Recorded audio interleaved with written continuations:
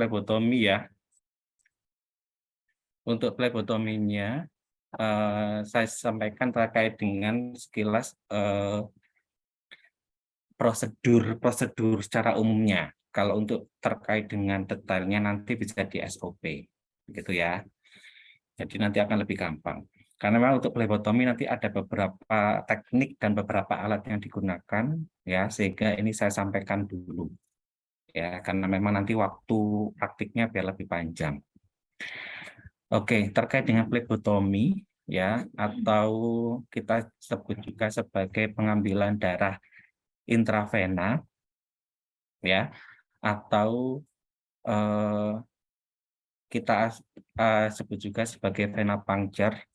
Yang saya sampaikan kemarin ada 3 istilahnya, flebotomi, kemudian vena puncture, kemudian ya pengambilan darah vena. Ya, itu merupakan ya intinya adalah saat kita bicara terkait dengan pemeriksaan pengambilan sampel untuk invasif yang kemarin, ya, dengan tujuan apa? Apakah untuk hematologi, apakah untuk kimia klinik, ataupun untuk yang lainnya, ya. Jadi flebotomi vein itu adalah vessel, kemudian plebo itu adalah vein sebenarnya ya, vena. Itu adalah vena, tapi bahasa Yunaninya. Kemudian tomi adalah membuat insisi. Jadi flebotomi adalah membuat insisi pada daerah vena. Ya, atau kita sebut juga sebagai vena puncture, ya. Penusukan pada daerah intravena. Atau disebut juga sebagai pengambilan darah vena. Gitu ya. Intinya itu istilah-istilah, tolong jangan bingung antara flebotomi, vena puncture, atau pengambilan darah vena. Dan jangan bingung juga terkait dengan injeksi intravena. Ya, itu hanya beda terkait dengan tujuannya saja. Kalau tujuan yang injeksi intravena adalah pemberian obat, kalau ini adalah pengambilan sampel. Meskipun dengan teknik yang hampir sama. Oke. Kemudian tadi ya tujuannya ya, apakah untuk pengambilan sampel, kemudian untuk melihat terkait dengan kondisi pasien seperti apa, tadi ya untuk hematologi, kemudian eritrositnya seperti apa, HB-nya bagaimana, gitu. Intinya sesuai dengan yang kemarin kita sampaikan. Oke, tolong diingat ya, pengambilan darahnya adalah di vena, ya, dengan ciri-ciri vena yang sudah kita bahas sebelumnya, ya, ciri-ciri venanya. Intinya yang kelihatan di luar, kelihatan biru atau hijau yang tampak, gitu kan. Kemudian yang di superficial, ya, yang kelihatan, kemudian tidak ada pulsasi, ya, tidak ada jenutan di situ. Itu adalah vena. Kalau untuk arteri bagaimana? Nggak terlihat. Jadi yang kita fokuskan adalah di vena yang kelihatan biru-biru yang di tangan kita itu. Oke, ini perbedaannya. Kalau misal kemarin, ya, kalau pertanyaan apakah hematologi bisa diambil kita di arteri, ya bisa kalau mau, tapi kan ngapain, gitu kan? Karena memang untuk terkait dengan komponen darah ya adanya di vena juga bisa. Dalam arti vena yang lebih bisa memberikan interpretasi yang sama, begitu kan? Sehingga memang paling gampang adalah di vena. Oke, ini daerah-daerah yang bisa kita ambil nanti. Ya, daerah yang kita ambil nanti, yang saya sampaikan kemarin, yang paling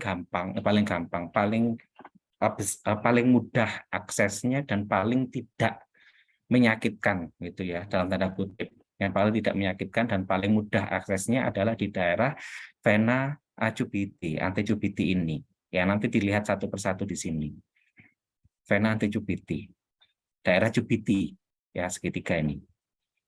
Ini yang paling mudah aksesnya, paling besar, kemudian dari segi respon pasien juga tidak paling menyakitkan daripada yang lainnya. Oke, kemudian untuk nantinya seperti apa kalau nggak ada, ya silakan dicari vena yang lain. Untuk prinsipnya terkait dengan pengambilan darah vena tidak ada, nanti kalau infus beda. Infus itu harus dari ujungnya dulu, dari distalnya dulu, baru mundur gitu. Kalau untuk yang di pengambilan darah vena tidak ada demikian, ya, intinya diambil di daerah manapun, cuma yang kemarin ya, tidak boleh diambil pada daerah yang diberikan terapi intravena atau dikasih infus. Nah, itu saja ya yang menjadi prinsipnya. Tapi kalau misalkan tidak ada sesuatu yang kondisi tertentu pada pasien, intinya di daerah manapun. Tapi yang menjadi pilihan pertama adalah di daerah antijubiti. Ini ya. Yes. Ini banyak ini yang bisa diambil.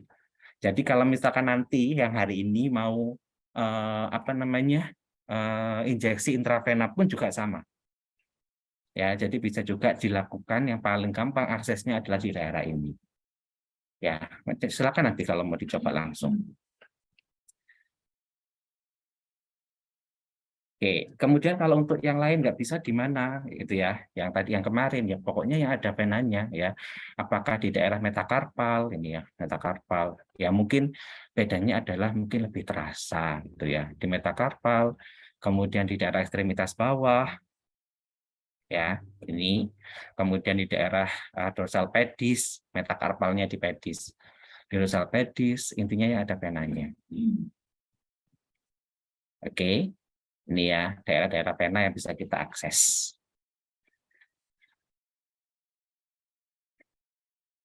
Oke. Ini yang kemarin saya sampaikan, tolong dicatat ya, ada 3 pengambilan darah intravena yang bisa kita lakukan.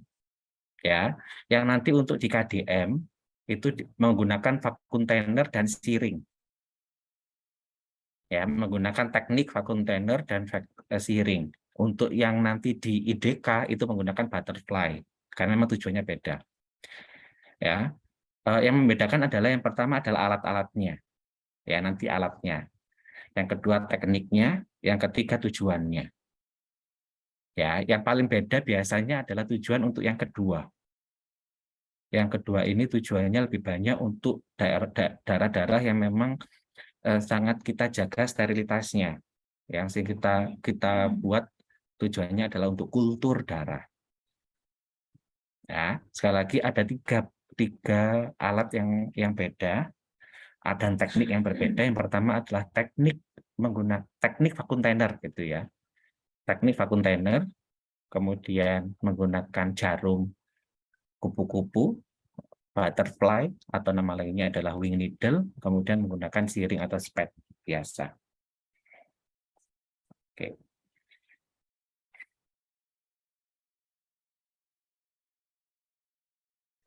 Yang paling dari ketiganya ya, dari ketiganya yang paling mungkin yang pertama adalah terkait dengan yang vakum container dan vakum container ini vakum container ya, teknik vakum container. Teknik vakum container itu sebenarnya menggunakan tabung vakum container. Ini tolong jangan bingung ketika nanti kita menggunakan spad, tapi untuk penyimpanannya ya atau untuk tempatnya koleksi sampelnya menggunakan tabung vakum container. Jangan bingung ya. Sama-sama menggunakan tabung, cuma untuk yang ini dia menggunakan tabung vakum containernya langsung pada ketika kita melakukan penusukan, sehingga disebut sebagai teknik vakum container. Kalau yang spad itu mengambil spad dulu, diambil darahnya, baru dipindah ke tabung vakum containernya. Ya, sekali lagi bukan karena dia menggunakan tabung sebenarnya ya, tapi karena tabung vakum container digunakan secara langsung gitu. Sama-sama tabung juga untuk yang spad. Oke, ini untuk yang tabung vakum container ya. Ini nanti akan dicoba juga terkait dengan ini. Jadi di sini ada diingat-ingat secara garis besar alatnya. Ada jarumnya, ya, ada jarumnya. Jarum yang seperti ini di jarumnya, ya, bevelnya, shaftnya, ada jarumnya. Kemudian di sini ada karet ya di sini ya. Dan ini runcing. Hati-hati untuk yang di belakang ini. Ya, ini runcing. Sama ini jarum juga, cuma dilindungi oleh karet. Tujuannya apa? Ketika nanti jarumnya kita tusukkan di sini, ya, kita tusukkan di sini, karetnya ini akan mundur. Ya, akan mundur, jarumnya akan masuk ke tabungnya.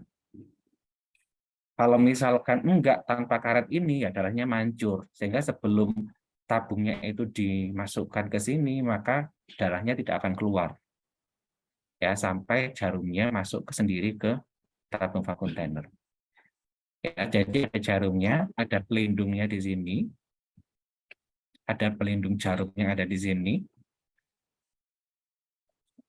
ada pelindung jarumnya, kemudian ini ya jarum, kemudian ini namanya adalah holder, jadi harus ada ini, kalau nggak ada bingung, ya sebagai yang akan kita sebagai apa area pegangan kita, ya makanya namanya holder. Ya, ini bisa digunakan untuk jadi jangan dibuang ya untuk ini. Kalau yang lain sekali pakai. Tapi kalau untuk yang ini bisa digunakan berkali-kali. Ya, karena memang tidak masuk ke pasien. Jadi jangan dibuang nanti ketika sudah ini pasang, bongkar pasang ya untuk holdernya. Oke, jangan ini sekali lagi bersih prinsipnya di sini. Jadi ketika sudah selesai nanti bisa digunakan untuk pasien yang lain. Kemudian yang ketiga adalah tabungnya, tabung kontainernya. Wes 3 itu saja. Ada holder, ada jarumnya, kemudian ada tabung kontainernya. Ketika nanti akan disatukan, itu ya. Yang pertama nanti yang ditusukkan adalah tanpa tabung ya. Jadi jangan tabungnya dimasukkan dulu. Ya, jadi intinya yang akan kita tusukkan nanti adalah videonya insya Allah sudah ada di VLM di praktik. Jadi nanti bisa dilihat. Saat kita injeksikan ke pasien itu tanpa tabung. Ya, tanpa tabung. Jadi masuk dulu ke pasiennya, baru nanti tabungnya dimasukkan ketika sudah ada indikator darahnya kelihatan. Ya, manfaatnya ini adalah apa manfaatnya? Manfaatnya adalah ketika kita mengambil sampel dengan berbagai macam tujuan, itu bisa kita lakukan. Misalkan DL dulu, ya, selesai penuh DL-nya, ambil lagi tabungnya, darahnya apakah enggak mancur ketika tabungnya diambil? Tidak, karena memang ada karetnya di sini, karetnya akan balik lagi. Ya, kemudian pakai kimia darah, ambil lagi. Pakai FH lagi, FH ambil lagi. Jadi untuk pemeriksaan berkali-kali, pemeriksaan dengan jenis sampel yang berbeda-beda, kita dapat lakukan satu kali penusukan saja. Itu manfaatnya. Itu ya manfaatnya kalau untuk menggunakan ini. Oke, ini adalah menggunakan tabung vakum container. Ya, sekali lagi ini yang biasanya kelupaan adalah tabungnya dimasukkan dulu. Tolong, ketika ini tabungnya vakum, ketika sudah masuk ke jarumnya, dia akan rusak. Dalam arti sudah nggak vakum lagi, ya sudah ada udara yang mengkontaminasi lingkungan di dalamnya. Jadi jangan dimasukkan dulu sebelum. Jadi yang kita injeksikan adalah jarum dan holdernya saja. Baru kelihatan indikatornya di sini, baru ditusukkan tuh tabungnya.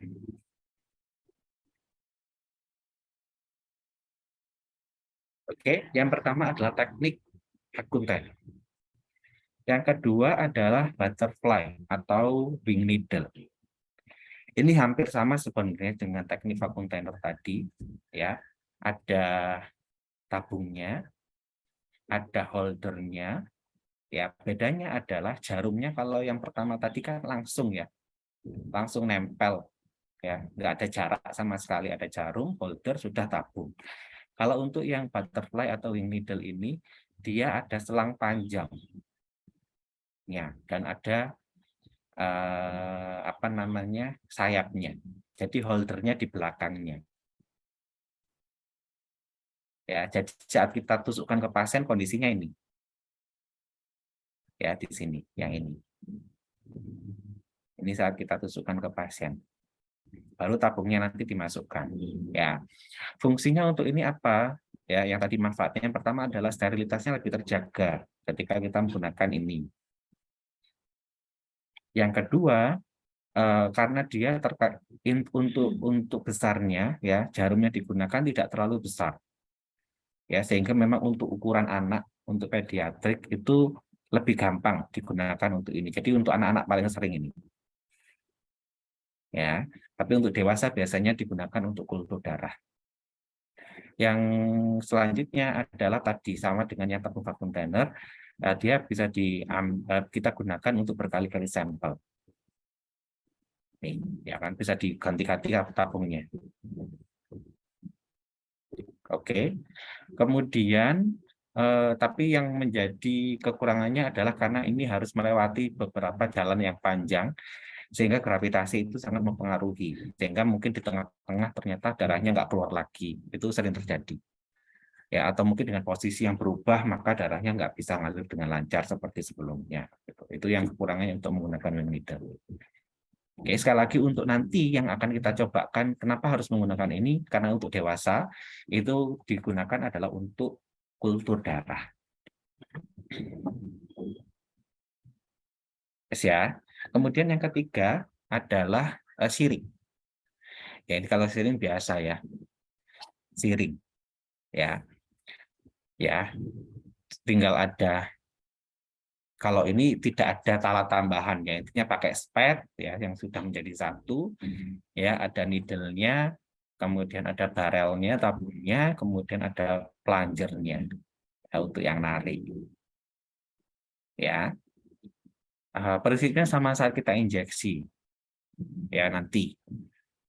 Nah, yang nanti harus bevelnya menghadap ke atas gitu kan. Kemudian indikator darahnya nanti harus keluar di sini. Ya, di tipnya, plain tipnya ini akan kelihatan merah. Kalau sudah ada kelihatan merah, langsung ditarik. Bedanya kalau untuk yang injeksi kelihatan merah, tarik dikit, oh sudah dimasukkan obatnya. Cuma itu kalau bedanya ya, antara kita yang obat intravena atau yang kita mengambil darah intravena. Untuk ukuran-ukurannya, yang normal kita gunakan untuk pengambilan darah sampel darah adalah untuk yang ukuran 3 cc dan 5 cc. Ya, 3 dan 5. Dan kemarin ya, apakah jarumnya itu semakin besar, semakin gede juga ya barelnya. Tapi intinya jarumnya bisa kita ganti dengan yang temannya yang lain. Gitu. Misalkan yang 5 cc lebih besar, kemudian kita ganti dengan jarum yang 3 cc bisa. Cuma ya kemarin itu ya faktor terjadinya sampel lysis salah satunya adalah ini. Ketika kita menggunakan jarum yang berbeda dengan lumennya yang lebih kecil, kemudian tekanannya lebih besar, sehingga darahnya pecah. Ini sekali lagi ini yang bisa digunakan. Kekurangan ini yang menjadi kelebihannya adalah mudah, itu indikatornya jelas. Kalau untuk yang tadi vacuum thinner itu ketika kita sudah ternyata kita ragu misalnya, kemudian kita masukkan tabungnya, ketika dia sudah kepakai nggak bisa dipakai lagi. Ternyata nggak keluar darahnya. Kalau untuk ini, ketika dia nggak keluar ya udah ganti posisi saja. Kelebihannya itu. Ganti posisi, kemudian gunakan yang lainnya, masih bisa digunakan lah intinya. Meskipun kita salah. Tapi kekurangannya adalah hanya bisa digunakan untuk, ya misalkan DL ya, mau ke yang lain ya harus penusukan yang lain. Gitu. Kecuali mungkin teman-teman bisa mengambil langsung 5 cc, kemudian dibagi 2 untuk DL-nya, untuk yang kimia darahnya misal. Tapi kalau misalkan pemeriksaannya lebih dari 2, gimana? Nah, itu yang nggak enaknya dipakai SPET. Jadi harus beberapa kali penusukan.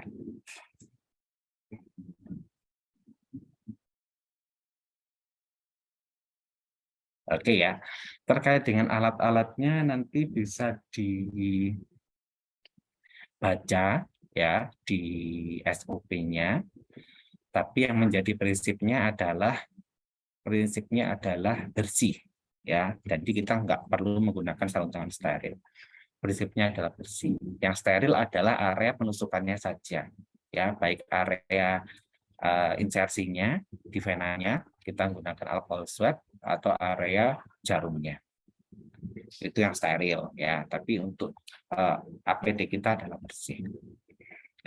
Oke, ini beberapa alat yang kita gunakan nanti ya, hampir sama dengan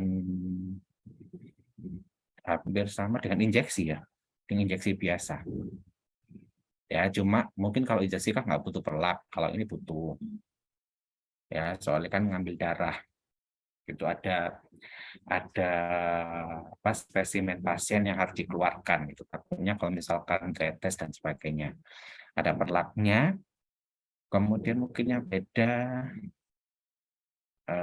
nggak ada ya. sama dengan injeksi biasa. Tinggal nanti kalau misalkan sudah selesai harus dikasih didep dengan kasa dan hipapik atau plaster.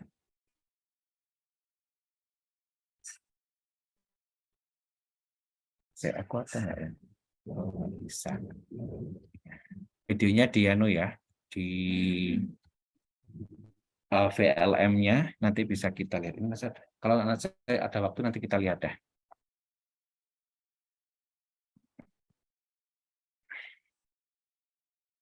Oke, silakan kalau sampai di sini ada pertanyaan untuk terkait dengan pengambilan darah intravena.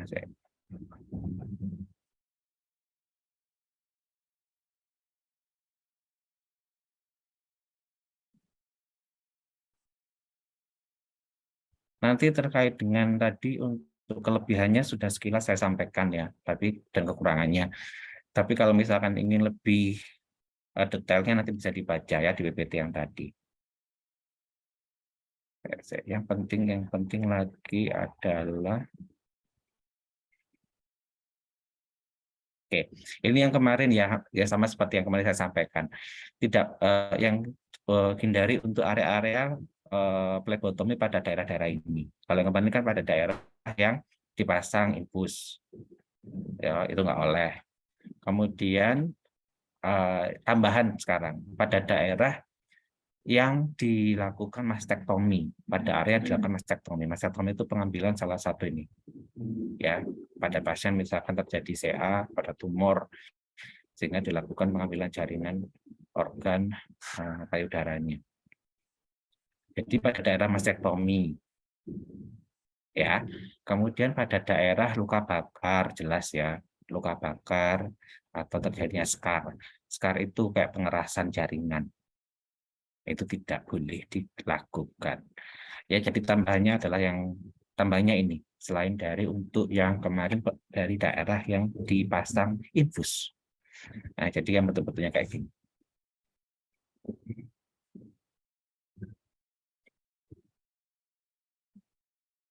Kemudian pada daerah itu misalkan kelihatan ada di daerah tersebut kelihatan hitam. Nanti misalkan ya saat ngambil darah terus sudah ada kehitaman di daerah tersebut berarti itu terjadi hematom ya, perembasan darah keluar dari pembuluh darahnya. Itu tidak. Kemudian yang kelima adalah edema. Untuk edema yang contohnya kayak gini ya. Ini terjadi penumpukan cairan di interstisial. Ya pada daerah interstisial. Kenapa dilarang? Bukannya dilarang, tapi kita sulit untuk mengaksesnya karena memang venanya tidak akan terlihat. Ya, sehingga memang diupayakan di luar dari daerah ini. Oke, ini tambahannya untuk yang selain dari daerah yang dipasang infus. Oke, sekarang sudah ada yang namanya finder device. Di kita kayak belum ada ya. Jadi ini memudahkan apakah untuk pengambilan darah vena ataupun untuk pemasangan kateter intravena atau infus. Oke. Oke, nanti kalau ada waktu mungkin videonya, tapi sampai daripada ntar kebanyakan videonya kita skip untuk di belakang. Untuk ini ada pertanyaan untuk pengambilan darah vena? Insya Allah tidak, Mas. Wes ya, aman ya. Intinya ada 3. Yang akan dicobakan kalau misalkan hari ini mau nyoba, berarti nyobanya yang ini kan sama dengan injeksi.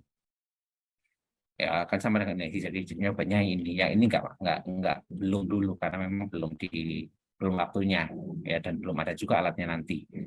Ya, jadi kalau mau nyoba langsung untuk yang sirik. Oke. Kalau tidak ada,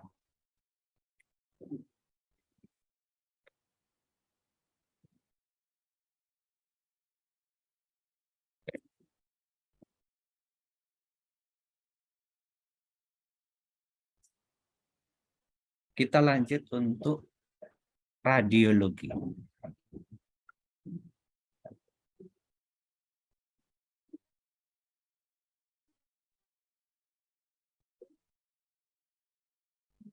radiologi. Oke.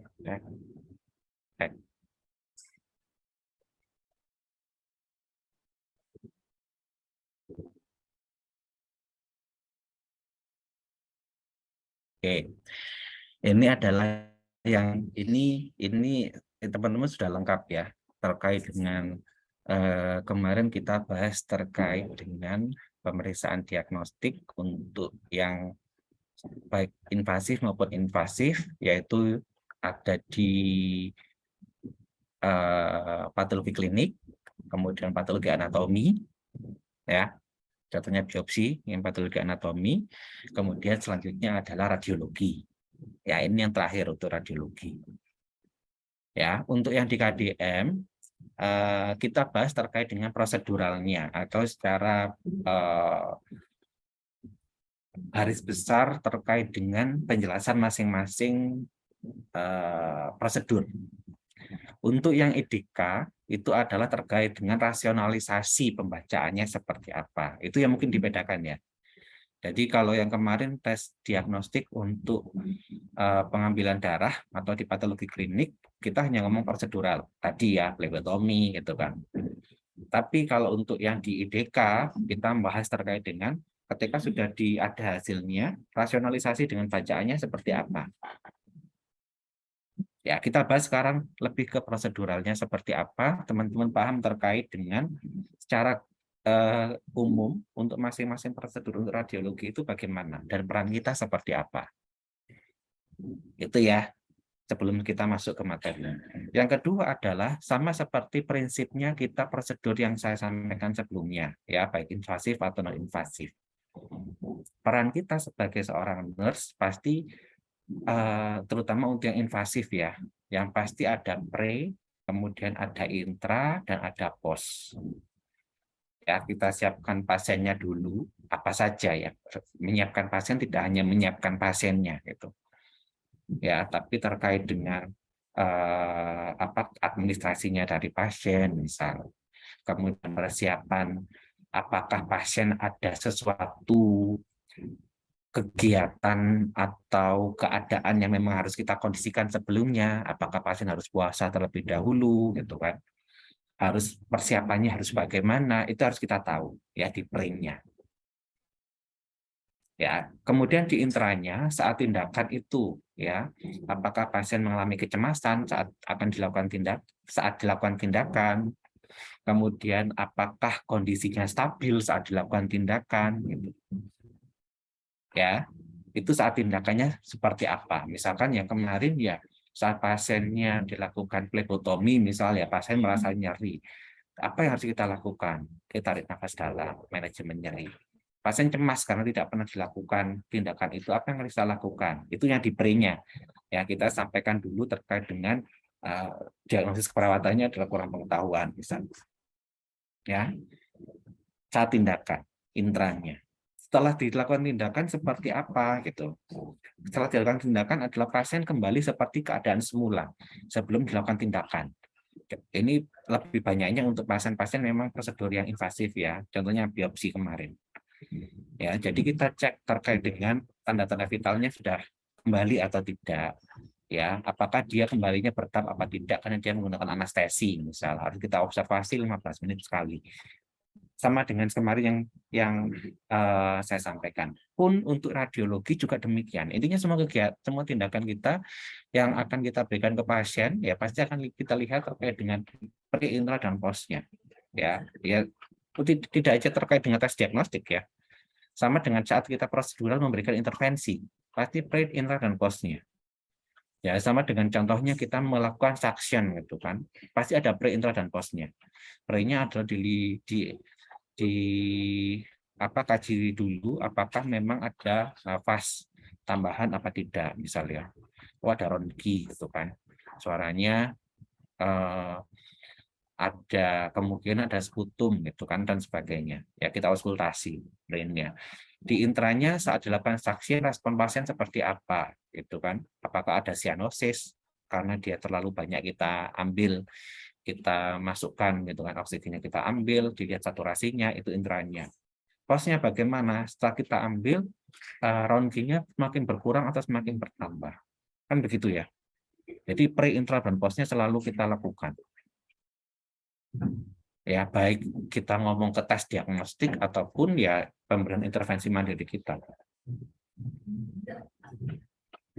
Oke, ya sehingga sama untuk radiologi juga demikian. Pasti ada sebelum dan sebelum, saat, dan setelah tindakannya harus bagaimana. Oke, untuk radiologi sendiri ya merupakan cabang ilmu kedokteran ya yang menggunakan teknologi pencitraan. Dalam arti ada proses penangkapan ya, penangkapan pada layar untuk kita melihat apakah ada suatu kelainan atau suatu abnormalitas pada apa yang akan kita lihat gitu kan. Itu adalah radiologi. Jadi ada pencitraannya. Ya, penangkapan pada suatu layar.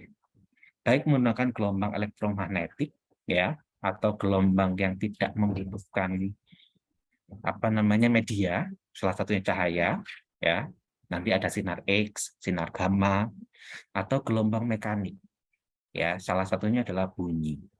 Jadi untuk radiologi itu nanti dibedakan berdasarkan penangkapan untuk kita tampakkan di layar itu menggunakan apa sebenarnya? Apakah karena adanya cahaya, sinar X-nya itu, ataupun bunyi, ataupun medan magnet, ya itu akan dibedakan prosedurnya sesuai dengan sumber energinya. Ya, sumber energinya digunakan. Apakah cahaya, apakah suara, apakah medan magnet, atau radioaktif, ya, ataupun menggunakan obat, ya, radioaktif, ataupun yang lainnya. Itu yang akan dibedakan untuk terkait dengan masing-masing proseduralnya. Atau jenis yang kita bedakan, misalkan ada USG, kemudian ada CT scan. Itu kita lihat terkait dengan yang digunakan ini sebenarnya apa, gelombang apa, gitu, apakah suara atau sinar. Itu ya untuk radiologi. Kemudian radiolog ini dari teman-teman spesialis radiologi, ya dokter radiologi terkait dengan bagaimana untuk mereka mengindikasikan pemeriksaannya, kemudian pembacaannya, kemudian pengarah ke terapinya seperti apa. Dan fungsi dari kita adalah kolaboratif untuk memberikan tindakan keperawatan, sama dengan tes diagnostik untuk yang sebelumnya. Oke. Kemudian untuk nurse radiologi, apakah ada ya? Ya intinya adalah teman-teman perawat yang memang dia bertugas di area radiologi, di departemen radiologi. Ya, cuma mungkin kalau di kita tidak ada spesifik tertentu, masih belum mungkin ya. Tapi kalau untuk yang di luar memang ada register nurse untuk radiologi, gitu kan? Radiologi nurses, gitu.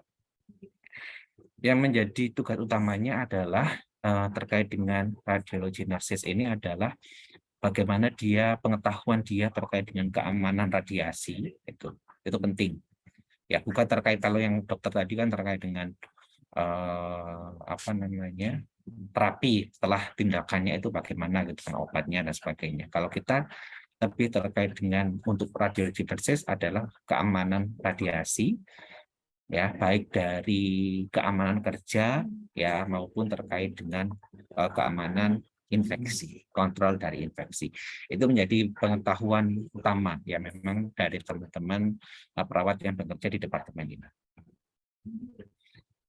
Oke. Kemudian peran dari seorang perawat di radiologi itu ini seperti apa gitu.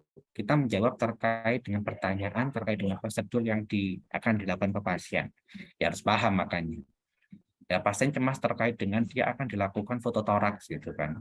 Meskipun fototoraks yang kita anggap hanya di foto gitu kan, di foto pasien datang dan tidak ada rasa sakit sama sekali, tapi dia tidak pernah sama sekali untuk melakukan prosedur itu.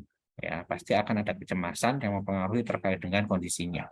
Sehingga memang kita harus wajib bisa menjelaskan terkait dengan prosedurnya seperti apa. Oke. Kemudian yang kedua, ini yang pre ya. Yang kedua ini pre, contohnya yang pre. Melihat terkait dengan kondisi secara umumnya.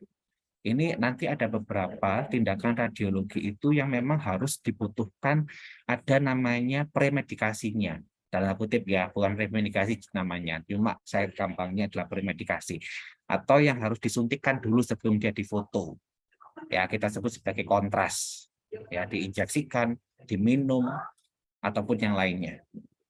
Itu ada beberapa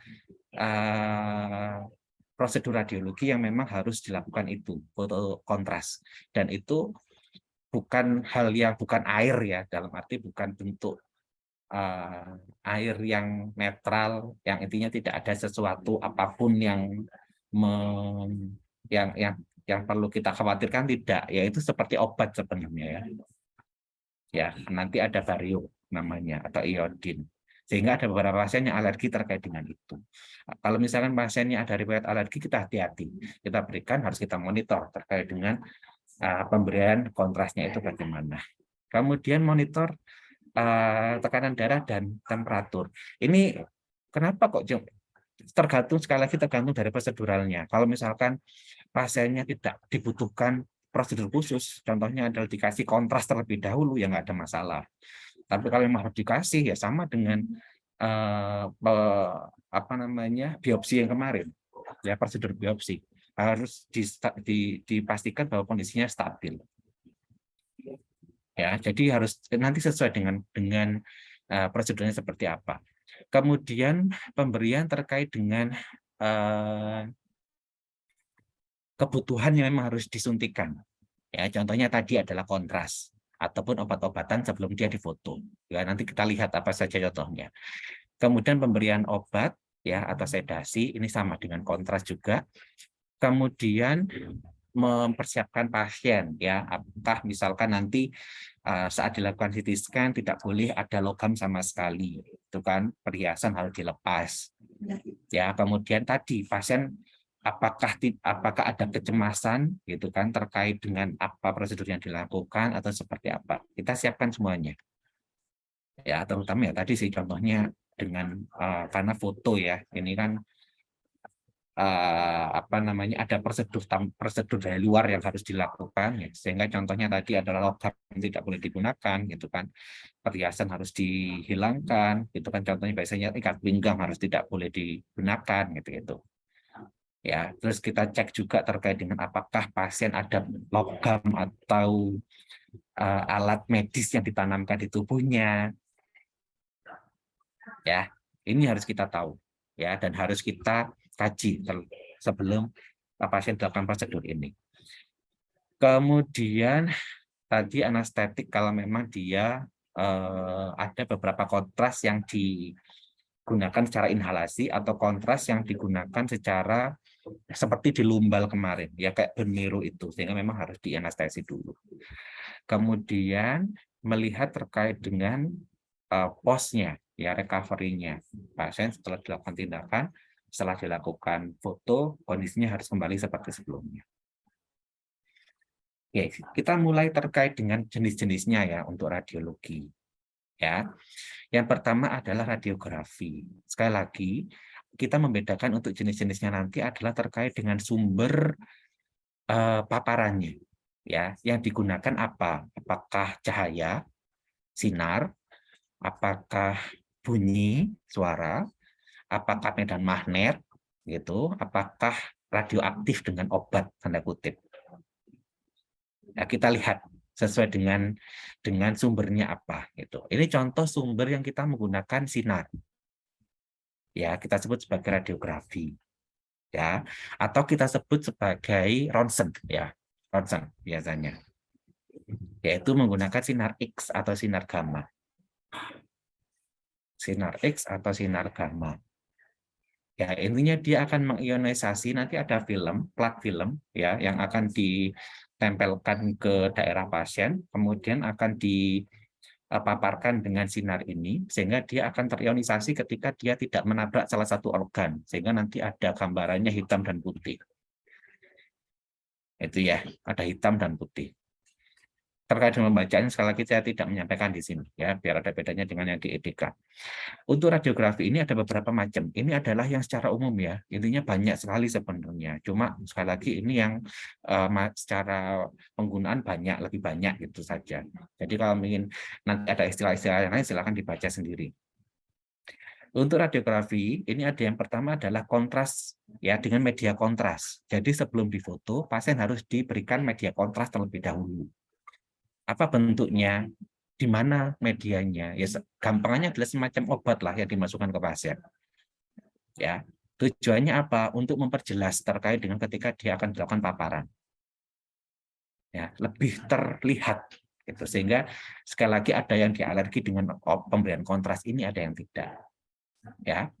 Kemudian yang kedua adalah foto polos. Kalau foto polos teman-teman sudah pernah melakukan waktu tes kesehatan. Ya cuma difoto disuruh buka semuanya dadanya, foto jebret keluar hasilnya. Itu foto polos. Tidak diperlukan apa namanya? Sesuatu yang ditambahkan dulu atau yang harus diminum kita dulu, tapi tiba-tiba langsung bisa difoto. Itu foto polos. Kemudian mamografi. Kalau untuk mamografi ini sama intinya sama-sama dengan radiografi, cuma dia pada daerah mame gitu saja. Daerahnya yang membedakan. Ya, pada daerah mame. Kemudian angiografi. Angiografi ini adalah salah satu pemberian kontras. Ya, salah satu prosedur yang dilakukan dengan pemberian kontras, tapi terutama pada daerah tujuannya untuk melihat terkait daerah pembuluh darah vaskuler untuk ini. Ya, sekali lagi semuanya adalah sumbernya, paparannya adalah dari sinar, ya, baik sinar X atau sinar gamma. Oke, yang pertama adalah kontras mediate studies. Jadi yang pemberian kontras ya, sekali lagi ini masih dengan paparan sinar tadi. Untuk kontras ini yang media kontras atau warna khusus untuk meningkatkan gambaran rinci dari jaringan lunak. Jadi sekali lagi ini sama kayak obat yang harus diminum, ya, yang dimasukkan lewat rektal, suppositoria, yang dimasukkan per IV, ya di bolus atau masukkan di intravena atau intratekal. Kalau untuk intratekal itu adalah pemberiannya melalui subarachnoid. Jadi sama seperti contohnya prosedurnya hampir mirip seperti bone marrow prosedur yang dia melalui lumbal yang di belakang kemarin itu loh, yang ambil waktu biopsi dia ngambil bone marrow di belakang sama dengan ini. Jadi intratekal itu cuma daerahnya ya. Kalau di sini fokusnya adalah di daerah subarachnoidnya, dimasukkan obatnya. Ya, ini sama intratekal ini sama dengan waktu anestesi juga. Ini di antetekal, intratekal. Ya, di daerah lumbalnya itu kemudian disuntikkan tapi tidak di sumsumnya ya, tapi di subarachnoidnya. Kemudian via insuflation. Insuflation ini adalah contohnya adalah langsung dilakukan menggunakan ya, jadi masker. Sama seperti anestesi yang general. Jadi langsung ada gas, kemudian diberikan masker ke pasien, kemudian dimasukkan gasnya. Jadi sekali lagi ini adalah bentuk administrasi pemberian kontras ya, tidak hanya injeksi saja, tapi intinya berbagai macam. Dan ini memang bahan aktif gitu kan, yaitu barium sulfat dan iodin organik. Ya, bahan aktif ini paling banyak maksudnya ya. Tapi ada di luar ini juga ada, selain iodin dan barium juga ada. Cuma ini yang paling banyak digunakan. Dan beberapa pasien sekali lagi ini bukan hal yang apa tadi ya air yang netral gitu tidak, sehingga memang masing-masing pasien itu beberapa responnya berbeda. Kalau ada yang biasa ya alhamdulillah, tapi ada yang mual kemudian gitu kan, atau mungkin ada yang alergi gitu. Pemberian kontras nanti adalah memblok terkait dengan sinar X nanti, sehingga akan lebih jelas, akan lebih tampak gitu ya, daerah gelap dan daerah terangnya. Ya, sekali lagi nanti kalau kita mau ada foto ronsen gitu namanya ya, pasiennya perlu kontras apa tidak, pasti gitu. Yang mempersiapkan biasanya dari kita. Kemudian untuk penggunaan barium dilarang digunakan pada pasien dengan perforasi bowel. Pun ini juga selain perforasi bowel, hati-hati pada pasien dengan gagal ginjal. Karena ini harus di-clearance ya, harus dihilangkan. Maksudnya sama seperti obat. Ya, jadi pasti ada ekskresinya, harus dikeluarkan. Ketika pasien dengan gagal ginjal, ya dia tidak bisa mengeluarkan itu, sehingga hati-hati pada pasien yang terjadi masalah gangguan ginjal untuk pemberian kontras ini. Kemudian injeksi iodin biasanya untuk pasien-pasien yang hati-hati, dalam arti yang mungkin responnya lebih kurang bagus, biasanya terjadi nafas pendek, nausea, sensasi memerah, hangat atau panas ya. Beberapa gejala yang yang sama seperti alergi. Oke ya, ini pemberian kontras. Jadi nanti teman-teman kalau di pasiennya dikasih kontras apa tidak harus paham ya terkait dengan maksudnya apa. Oke, ini nanti bisa dibaca sendiri ya terkait dengan dia mau melihat terkait daerah mana, itu kemudian kontras yang digunakan seperti apa, kemudian indikasinya bagaimana, ya. Jadi bisa dilihat untuk macam-macamnya. Tapi secara garis besar ya tadi itulah ya penggunaan iodin, barium itu kan dengan beberapa media rutenya ya, baik diminum langsung, baik dimasukkan suppositoria gitu kan, baik intravena. Ya, tapi macam-macam sebenarnya ya, tidak sesimpel itu ya. Nanti bisa dibaca untuk ini. Oke. Kemudian yang kedua ya, dengan paparan sinar sama ya, dengan paparan sinar. Dengan paparan sinarnya. Ini bedanya dengan yang pemberian kontras tadi, ini tidak dilakukan sesuatu apapun. Intinya ya sudah kita tinggal datang foto itu aja ya. Jadi foto polos namanya. Makanya dikatakan sebagai foto polos. Ya, biasanya digunakan untuk mengevaluasi tulang dan jaringan lunak. Contohnya adalah X-ray pada daerah dada, chest X-ray. Ya, ronsen dada. Mungkin familiarnya adalah ronsen dada. Oke. Nanti mungkin akan dilihatnya demikian. Yang biasa kita lihat adalah terkait dengan apa namanya kostenya, gitu kan ya, daerah tulangnya. Kemudian nanti adalah daerah jantungnya, kemudian diafragma yang di bawah ini, kemudian ada paru yang bisa kita lihat nanti di sini. Oke, nanti ya untuk pembacaannya bukan di sini. Kemudian untuk yang X-ray ini mungkin yang diperhatikan adalah ya semuanya sih ya tadi juga sebenarnya. Lepaskan semua objek logam atau perhiasan. Ya, sekali lagi ini menggunakan sinar ya sehingga memang objek-objek yang mengganggu contohnya logam harus disterilkan dari pasien. Ya, tidak hanya objek logam ya, contohnya misalkan saat pasien difoto ternyata dia megang bed gitu kan, atau dia dekat dengan apa, itu harus kita hati-hati karena akan mengganggu terkait dengan paparan dari sinarnya. Oke, jadi harus dilepas dulu semuanya. Kemudian wanita hamil harus menggunakan mental. Ini jika memang harus digunakan sekali ya, tapi kalau bisa tidak dilakukan pada wanita hamil. Ya, tidak dilakukan pada wanita hamil atau pada anak-anak. Ya, karena beresiko terkait dengan paparan sinar ini. Ya, kalau memang harus digunakan harus hati-hati, tapi kalau bisa tidak dilakukan pada pasien anak atau pasien dengan kehamilan. Oke, kemudian ini nanti gambarannya seperti ini, ada PA dan AP. Ini apa maksudnya? Ini adalah sesuai dengan posisi pasien saat dia difoto. Akan saya sampaikan di sini. Nah, posisi pasien saat difoto. Ya, jadi waktu teman-teman nanti mendapatkan hasil foto torak, ya, foto polos torak ini ya, foto torak, pasti ada tulisannya PA, AP di filmnya itu, kemudian lat gitu atau lateral. Sekali lagi itu tergantung dari posisi pasien saat dia difoto seperti apa.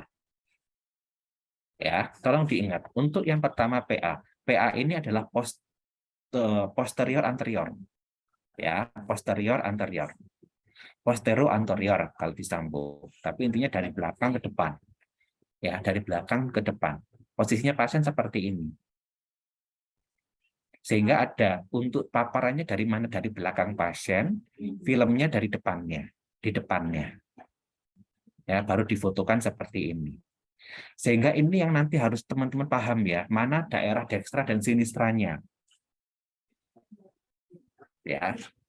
bisa dianalisis dengan kalau posisi pasiennya seperti ini gitu ya, posisi pasiennya seperti ini, dia PA, maka yang kiri ini, yang kanan ini. Kalau di fotonya nanti tampaknya seperti apa gitu.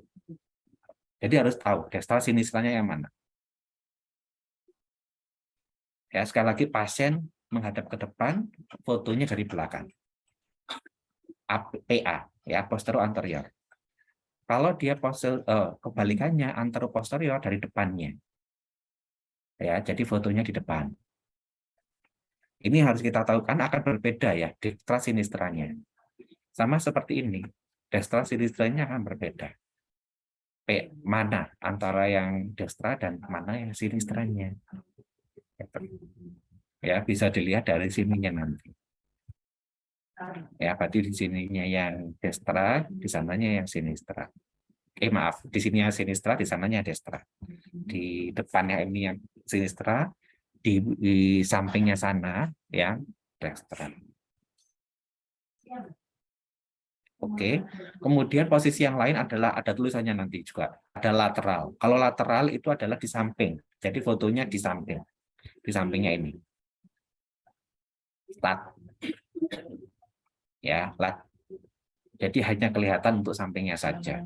Kemudian yang left posterior oblique ini jarang sih ya, jarang kita dan jarang saya temui. Jadi lebih banyaknya memang AP, PA sama lat.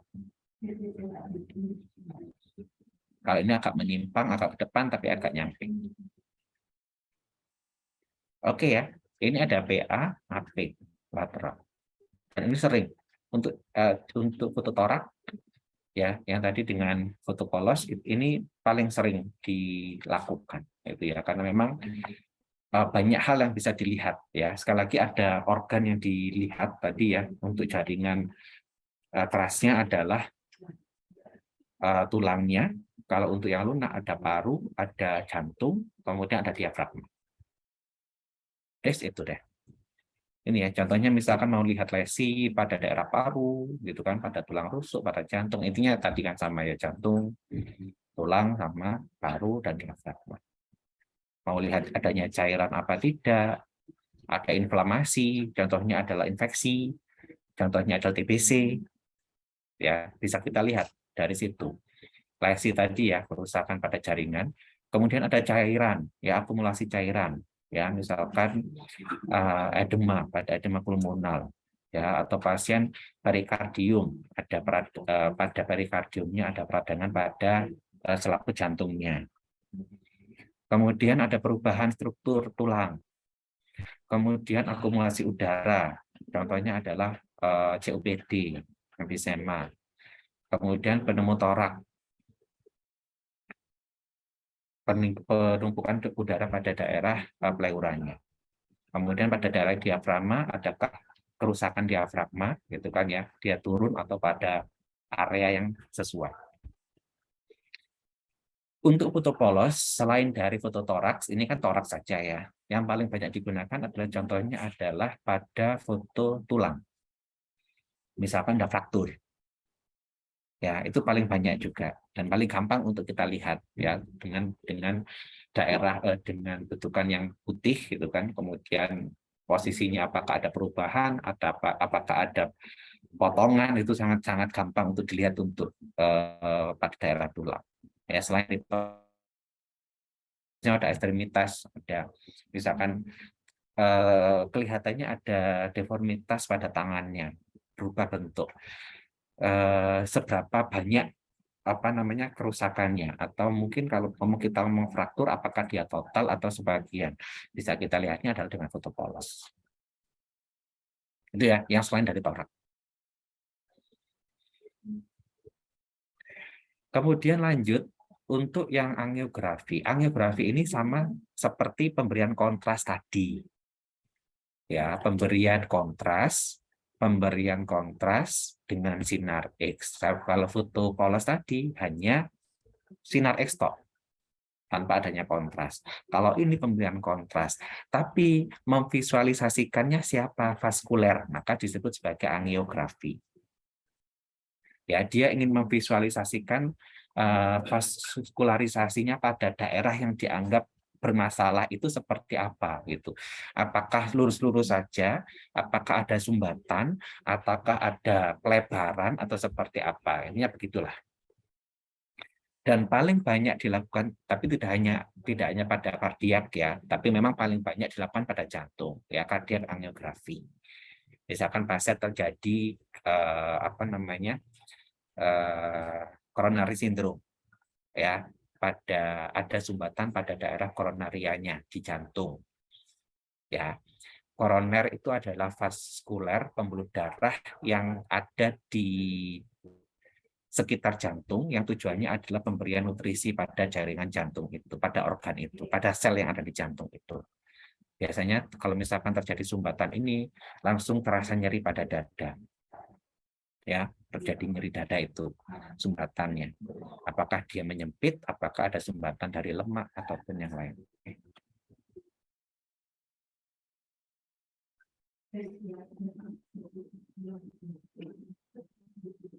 Masih terlihat ya? Kok berubah dia?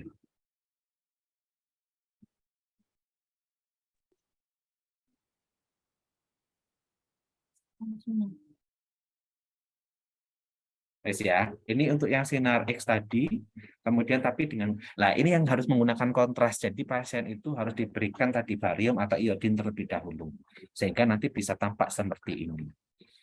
Ya, untuk bedanya tambahan untuk angiografi, dia menggunakan fluoroskopi. Penggunaan fluoroskopi. Kalau fluoroskopi ini tadi sinar X, tapi nanti divisualisasikan dalam bentuk video.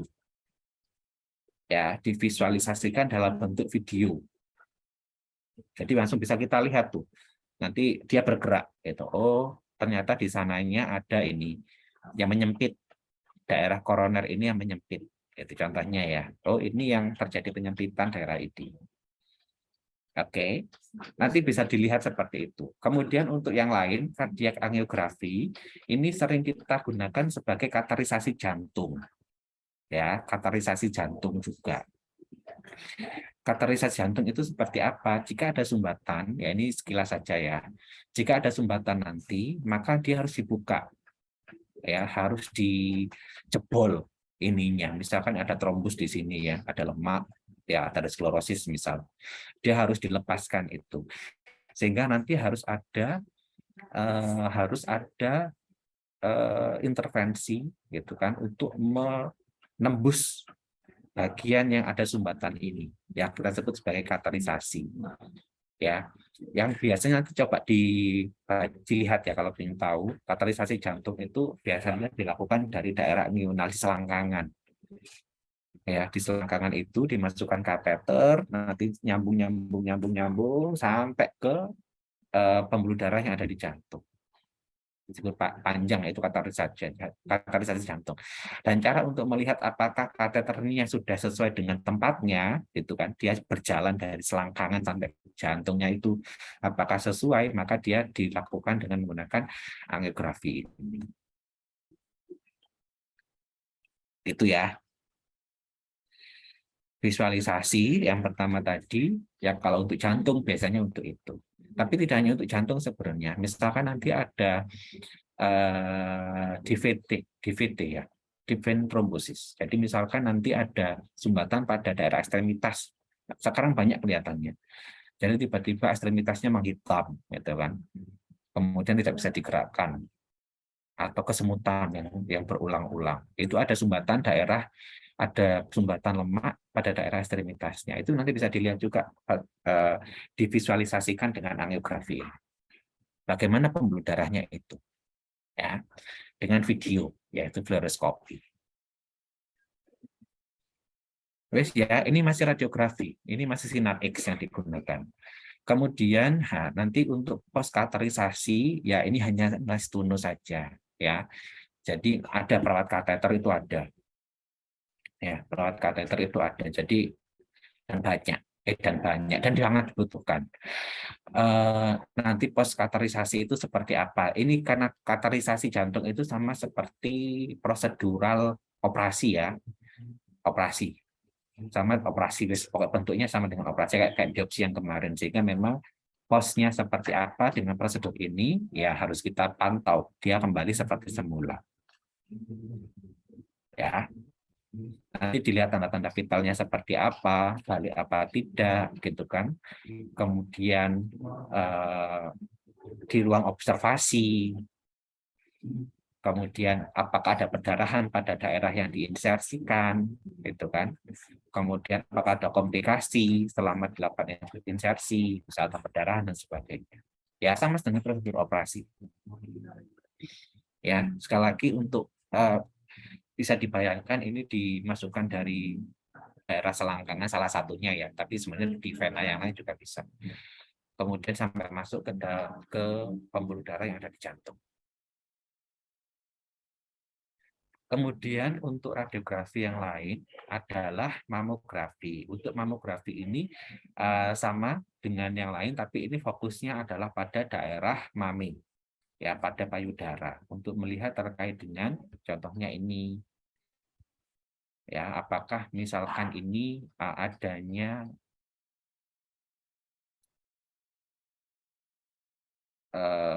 massa, gitu, tambahan massa. Ini contohnya adanya cancer misalnya ya. Kemudian ini adanya massa tambahan tapi dia yang jinak atau benign, atau mungkin ini darah yang lain. Ya. Jadi ini fokusnya adalah pada mami. Dan ini disarankannya adalah pada pasien-pasien di atas 40 tahun untuk rutin melakukan pemeriksaan ini, ya, dengan mamografi. Ya, tapi memang apakah dengan melihat ini, gitu kan, pertanyaan mungkin, apakah dengan melihat ini kita langsung bisa menjustifikasi bahwa oh itu adalah kanker yang ganas misalnya atau jinak. Ini sekali lagi adalah terkait dengan dugaan gitu ya. Jadi tidak bisa menjelaskan secara detail ya, secara pastinya. Sehingga nanti harus divalidasi lagi menggunakan biopsi. Ya, contohnya FNAB itu terkait dengan keganasannya bagaimana. Gitu ya. Oke. Ini untuk yang sinar X. Sinar X tadi, apakah dia menggunakan kontras, apakah tidak. Ya, ada kontras tambahan apa tidak. Dan hati-hati bahwa untuk semua radiasi, terutama dengan sumber paparan sinar, itu sangat beresiko. Ya, sangat beresiko. Sehingga tadi pada anak-anak, pada ibu hamil, kalau tidak harus dilakukan, tidak perlu dilakukan.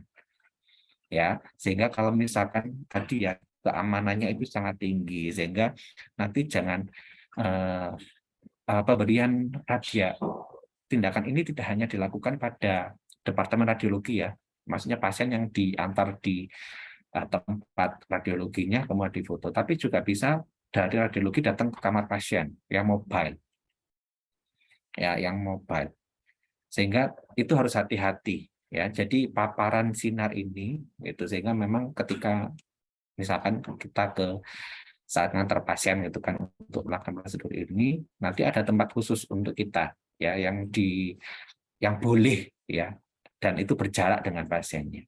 Karena kenapa? Karena dengan paparan secara langsung ya, terutama pada daerah normal, pada jaringan normal itu sangat beresiko terjadinya mutasi ya, beresiko menjadikan mutasi pada daerah yang terpapar, dan kemungkinan mutasinya biasanya menyebabkan kanker, kanker ya, sehingga hati-hati sekali lagi untuk terkait dengan paparan ini.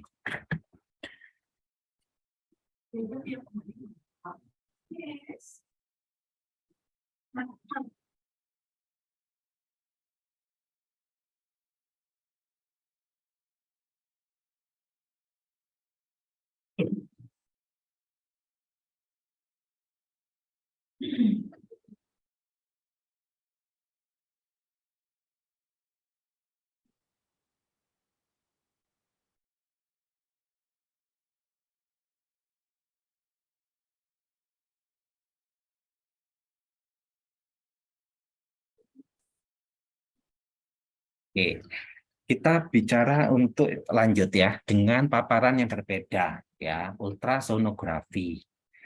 Ya, ultrasonografi kalau tadi paparannya adalah dari sinar gitu kan. Kalau ini dari gelombang mekanik atau suara.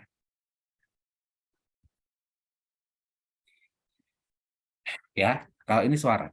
Ya, jadi dengan menggunakan frekuensi suara tertentu untuk melihat struktur tubuh bagian dalam. Ya. Kemudian tes ini beberapa tes ini sama dengan sinar X tadi ya, atau sinar gamma tadi. Ada yang dia menggunakan kebutuhannya menggunakan kontras, ada yang tidak. Jadi memang kontras itu banyak digunakan tidak hanya untuk radiografi atau untuk paparan dengan sinar, tapi dengan yang lain pun juga. Ya, kemudian klien diurusan berbaring selama prosedur, mengevaluasi jaringan otak, kelenjar tiroid, dan jaringan yang lain. Ya, intinya struktur tubuh bagian dalam. Yang paling banyak adalah organ-organ dalam. Kemudian ini ultrasound umumnya dilakukan selama masa kehamilan untuk ini yang paling banyak ya, USG. Yang paling banyak kan itu, yang paling kita sering lihat untuk mengevaluasi ukuran fetusnya, gitu kan.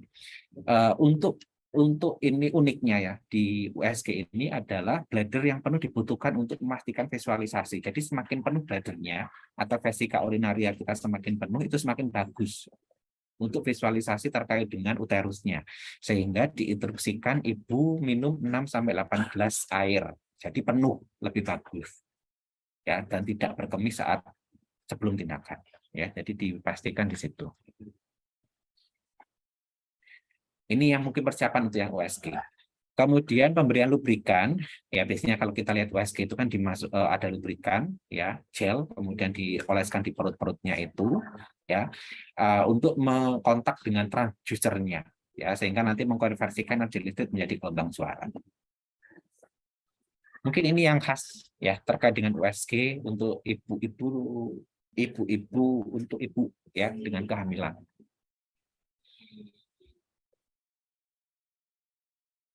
Kemudian, ya, ini tadi apa? Ekokardio belum ya. Ini contohnya USG. Nanti contohnya USG ya. Ini kita ngomong ke ekokardiogram. Ini sama seperti USG ya, sama seperti USG. Eko. Biasanya kita disebutnya kalau disingkatnya bukan ECG bukan ya, tapi eko itu biasanya kalau di rumah sakit. Dilakukan eko gitu. Ya, untuk ekokardiogram ini adalah sama seperti USG karena memang suara ya yang dilakukan, tapi yang dilihat adalah terkait dengan dinding jantung. Ya, jadi nanti visualisasinya dalam bentuk video juga. Ya, di video dilihat, kemudian nanti videonya di screenshot gitulah gampangannya, kemudian akan dilihat apakah memang ada kelainan pada struktur jantungnya. Misalkan ada valve-nya atau katupnya belum sempurna, atau ada kebocoran jantung, biasanya pada anak-anak, atau misalkan ada apa namanya, misalkan pada pasien-pasien dengan koronari tadi ada kematian pada jaringan tertentu, pada ventricle atau atriumnya akan terlihat apakah ada pergerakan apa tidak. Ya, ini namanya ekokardiogram. Jadi nanti dioles-oleskan ke pasien gini, sama seperti USG ya, nanti proseduralnya. Jadi diasi gel, kemudian dioles-oleskan pada pasien, dilihat pergerakannya seperti apa, nanti di screenshot hasilnya. Untuk melihat tadi pergerakan jantungnya ada ketidak normal apa tidak. Ekokardiogram, eko. Kemudian ini untuk Doppler ultrasonografi, ini dilihat USG juga, tapi tujuannya adalah untuk melihat vaskuler. Ya, untuk melihat vaskuler. Kalau tadi kita ngomong terkait dengan angiografi itu menggunakan sinar X, ini menggunakan suara. Ya, untuk melihat apakah ada kelainan pada pembuluh darahnya. Ya, Doppler ultrasonografi. Tapi kalau saya lagi USG itu yang paling banyak untuk terkait dengan ini. Ya, untuk melihat apakah ada clotting, ada masalah di vaskuler, apakah ada penyumbatan gitu kan di daerah vaskuler. Doppler ultrasonografi. Lanjut ya yang C, sinar X, kemudian suara. Ini adalah non-nuclear scan studies. Non-nuclear scan studies, compute tomography.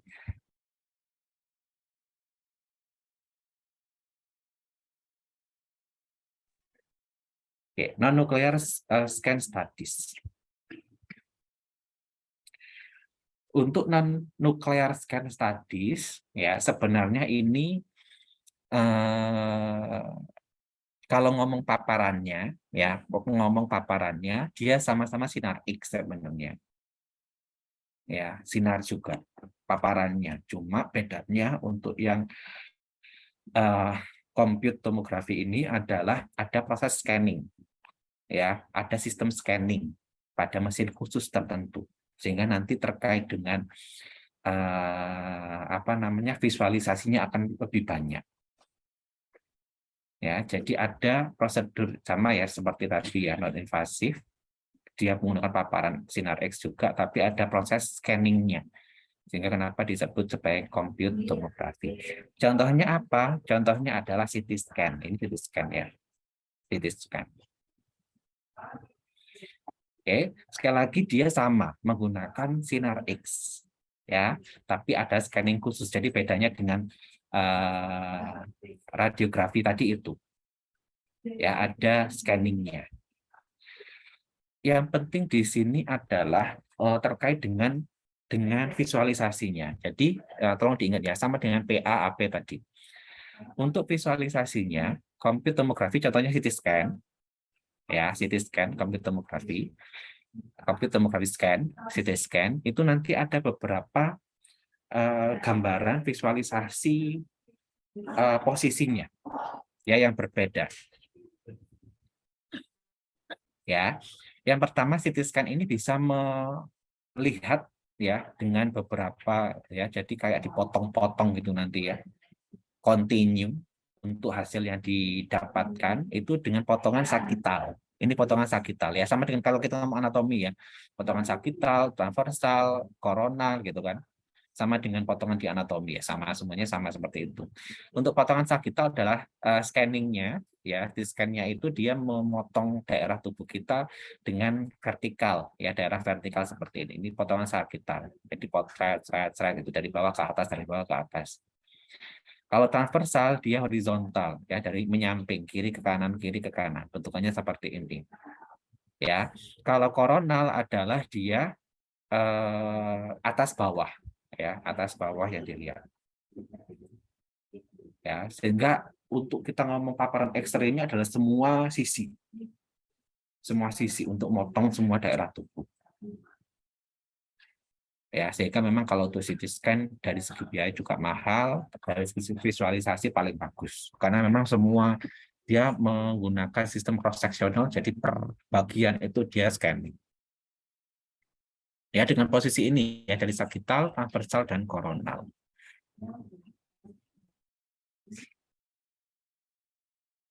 Oke, lanjut ya. Ini untuk yang tadi sinar X tapi dengan scanning tertentu atau CT scan. Kemudian ini sama secara proseduralnya hampir sama seperti CT scan, tapi paparannya berbeda. Kalau tadi paparannya adalah sinar X. Kalau ini paparannya adalah gelombang radio dan medan magnet. Ya, gelombang radio dan medan magnet. Sehingga kalau misalkan terkait dengan paparan, ya hati-hati terkait dengan paparan, sebenarnya lebih hati-hati untuk yang CT scan daripada MRI.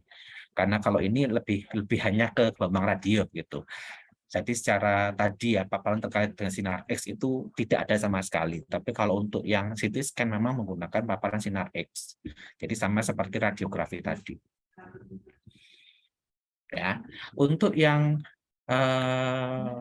MRI ya, sekali lagi dia menggunakan medan magnet kuat dan gelombang radio, dan potongannya sama seperti CT scan tadi ya. Hasilnya juga hampir mirip lah. Cuma tadi paparannya saja yang berbeda. Ya, ini yang perlu sangat kita edukasi ke pasien ya. Nanti saat intra tindakannya, saat tindakannya, dia pasien harus menggunakan earpod ya, karena memang dia bising banget di dalamnya itu. Oke, kemudian memang harus juga lakukan kontras. Ini pemberian kontrasnya juga ada gitu kan ya, diberikan ya, sama dengan CT scan juga tadi. Kemudian nanti akan melihat terkait dengan perubahan lesi, perubahan pada organ tubuh gitu kan, atau pada jaringan tertentu, sama dengan CT scan. Tapi kalau misalkan ditanya terkait dengan lebih bagusnya seperti apa, memang visualisasinya akan lebih tampak di MRI sebenarnya, gitu ya, di MRI. Tapi sekali lagi ini kan terkait dengan pembiayaan ya, sehingga memang pembiayaan lebih murah yang mana gitu. Untuk yang menggunakan MRI ini ya hati-hati pada sama dengan CT scan juga pada pasien dengan fobia di ruang sempit. Ini yang menjadi kecemasan pada pasien ya, klaustrofobia. Jadi apakah memang nanti harus diberikan obat penenang dulu gitu kan ya atau tidak? Karena memang ya tidak kita bisa pungkiri memang ada gitu ya. Karena memang ini kan dimasukkan kayak di kapsul gitu kan ya di ruang sempit gitu. Sehingga mungkin ada beberapa pasien yang tidak nyaman dengan prosedur itu gitu. Sehingga memang dan dengan waktu tertentu gitu kan sehingga harus kita kaji terlebih dahulu terkait dengan itu.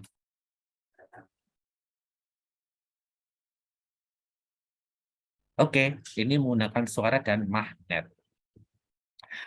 Oke, kemudian untuk terkait dengan prosedur ini hati-hati ya, semuanya tadi sebenarnya ya. Misalkan ada implan koklea pada telinga, intinya ada alat-alat medis yang mungkin dimasukkan ke dalam pasien gitu, dipasang di pasien.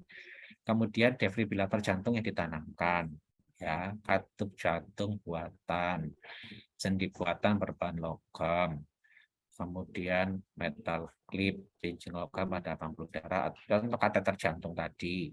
Ya, yang kateter jantung itu bisa dipasang ya, dalam arti sudah dipasang ya sudah dia akan terpasang di pembuluh darahnya dan tidak diambil karena biar kebuka pembuluh darahnya. Kemudian memerlukan cairan kontras ya, jadi hati-hati pada pasien dengan masalah gangguan ginjal dan hati. Mungkin yang dianggap tidak dianggap gitu ya, ini adalah yang tinta. Ya, tinta pada tato dapat mempengaruhi hasil pemeriksaan, sehingga memang harus kita kaji dulu terkait dengan pasiennya seperti apa. Oke, ini beberapa persiapan untuk MRI ya. Menjalani pemeriksaan MRI, makan secara normal, seperti biasa, kecuali ada indikasi khusus ya. Kemudian pakaian khusus, kemudian melepaskan segala perhiasan logam dan sebagainya. Kemudian biasanya ini pada perempuan ya, penyangga logam pada branya, kemudian alat bantu dengar, palsu dan sebagainya.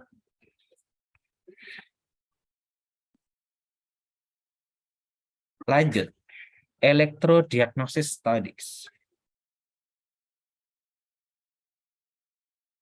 Tadi ya, ada paparan sinar, suara, kemudian sinar dengan scanning, kemudian medan magnet, kemudian ini adalah elektrodiagnosis statis. Untuk elektrodiagnostik, untuk elektro ini ya ada dua yang familiar, yaitu elektrokardiografi dan elektrosefalografi. Kalau ini paparannya apa ya? Kalau ini sebenarnya bukan paparan ya, tapi langsung melihat aktivitas listriknya. Kalau untuk ini ya, sehingga memang tidak ada paparan khusus. Jadi memang dilihat aktivitas listrik direkam, yaitu perekaman aktivitas listriknya seperti apa. Ya, baik elektrokardiografi atau elektroensefalografi. Untuk elektrokardiografi ini rekamannya adalah di jantung, aktivitas listriknya atau kita sebut sebagai EKG biasanya. Ya, kalau yang nanti kita praktikkan untuk itu. Kemudian kalau yang elektroensefalografi ini pada otak, ya pada daerah otak. Tapi nggak mungkin kalau kita lakukan di sini. Ya, sekali lagi untuk melihat aktivitas otot-otot listrik dari jantung, otak maupun skelet. Nanti skelet ada lagi ya, ada otot juga bisa. Ya. Kemudian sensor elektrik ditempatkan pada titik tertentu untuk mengukur tone, kecepatan dan itu. Sehingga sekali lagi ini bukan paparan, tapi ini adalah perekaman. Ya, kemudian impuls kemudian jadi perekamannya bukan listrik, dicetak pada kertas grafik. EKG ini yang paling banyak, prosedur yang paling banyak kita tahu dan paling banyak dilakukan.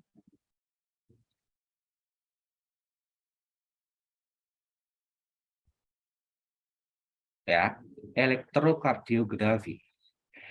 EKG, ECG atau EKG untuk melihat terkait dengan aktivitas listrik pada jantung. Ya. Kemudian untuk proseduralnya ini mohon disampaikan ke pasien untuk tidak minum atau minum kopi ya yang ada kafeinnya dan merokok selama 24 jam. Karena memang itu akan mempengaruhi terkait dengan kinerja jantung, ya heart rate-nya. Sehingga disampaikan 24 jam mohon tidak makan, mohon tidak merokok dan tidak minum kopi atau teh. Kemudian nanti ada lubrikan ya sama dengan USG tadi untuk mengonduksi elektriknya. Kemudian yang mungkin hati-hati ya, ini tidak saya sampaikan tapi mohon dicatat. Terkait dengan EKG ini yang paling sering terjadi adalah tadi logam ya, logam pada pasien. Sehingga nanti akan mempengaruhi terkait dengan gambaran listriknya. Ini contoh nanti gambaran listriknya jantung. Teman-teman akan nanti mungkin di mata kuliah setelah nanti semester berapa akan diajari terkait pembacaannya seperti apa. Ya, akan mempengaruhinya. Jadi penggunaan logam. Kalau misalkan logam perhiasan mungkin bisa dilepas ya, tapi biasanya contoh gitu kan kelupaan menggunakan ikat pinggang ya pada pasien laki-laki. Contohnya ya. Kemudian apapun lah ya, yang dia penggunaan logam itu harus hati-hati untuk ini karena mempengaruhi terkait dengan gambaran listriknya nanti. Yang kedua adalah mohon disampaikan pasien tidak bergerak. Ya, ada pergerakan sedikit pada pasien itu nanti akan mempengaruhi gambarannya. Regita Kristanti mohon di mute.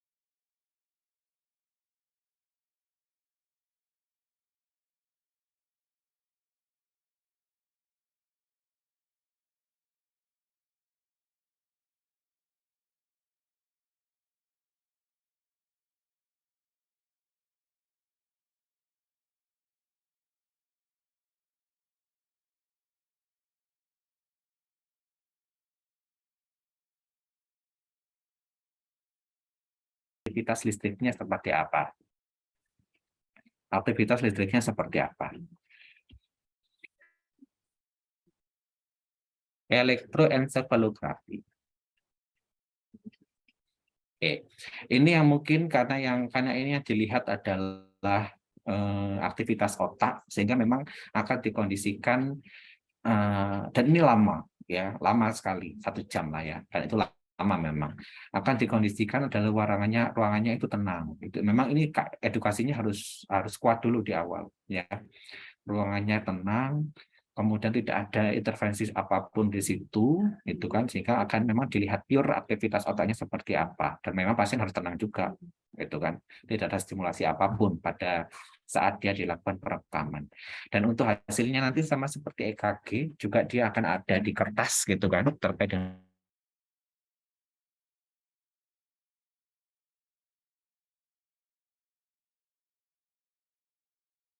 dipasang di kepala.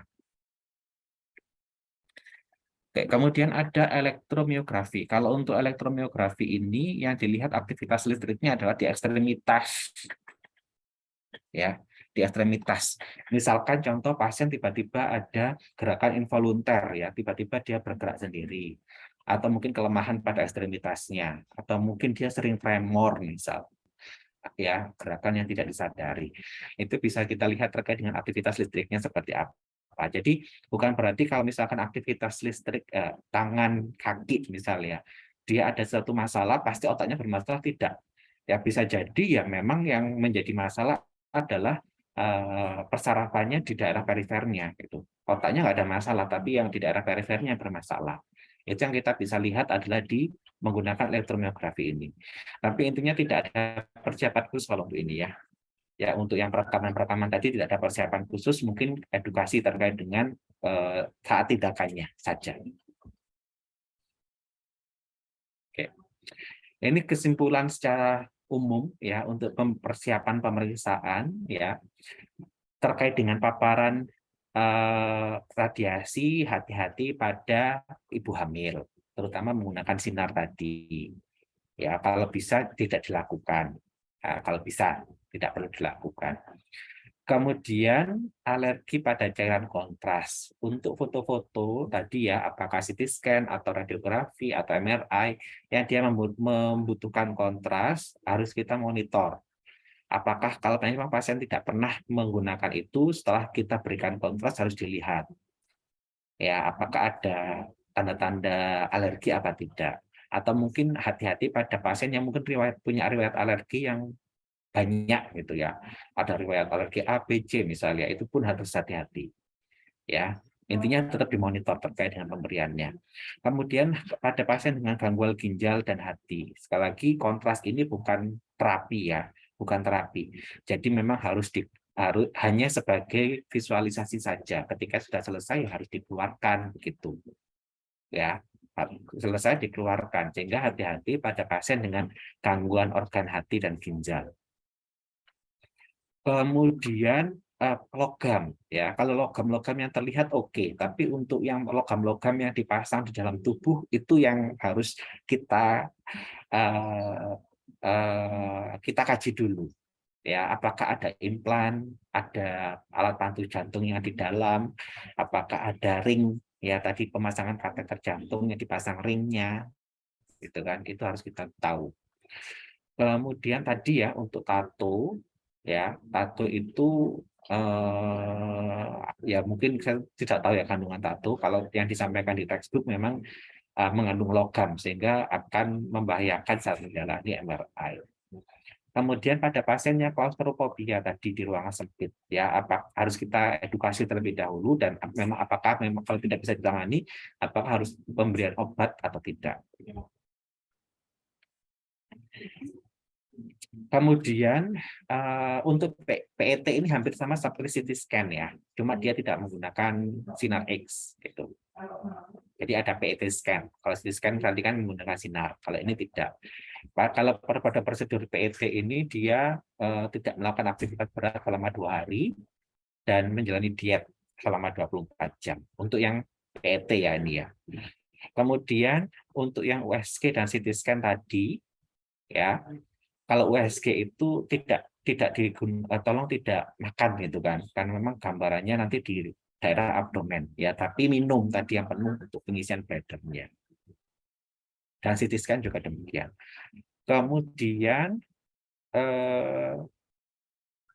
kalau untuk pasien fraktur ya, karena ini memang membutuhkan waktu tertentu, maka harus diberikan obat pereda nyeri dulu, analgesik dulu ya. Memang misalkan pasien fraktur sudah kesakitan tapi harus difoto dulu gitu kan, boleh, tapi memang harus ditangani terkait dengan nyerinya terlebih dahulu.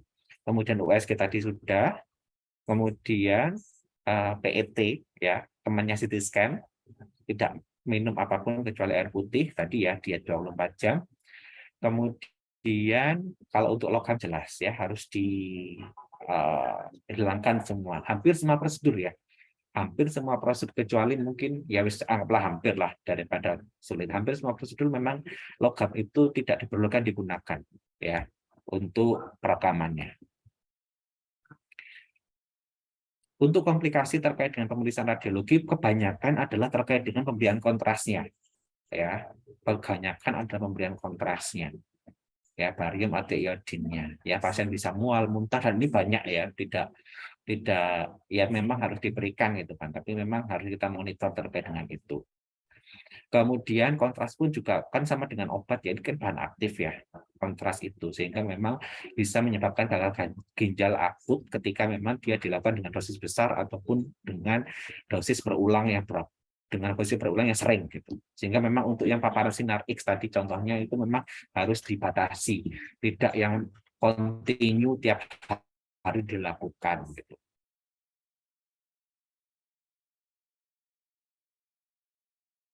Anafilaktik mungkin belum ya, kita nanti jenis shock itu banyak ya, kardiogenik, laktik, shock, hipovolemik, dan sebagainya.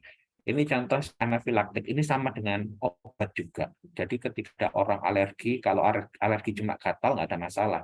Tapi sampai shock gitu, ya shock anafilaktik ini ketika dia minum obat, anggaplah obat paracetamol gitu ya, tiba-tiba dia langsung TTV-nya turun dan sebagainya, itu shock ya, dan itu kegawatan. Sama dengan pemberian kontras ini juga bisa demikian ya. Kemudian resiko munculnya kanker meningkat ya untuk paparan yang sinar X. Kemudian tadi ya sama, CT scan juga sinar X sehingga memang tolong dibatasi untuk penggunaannya. Kemudian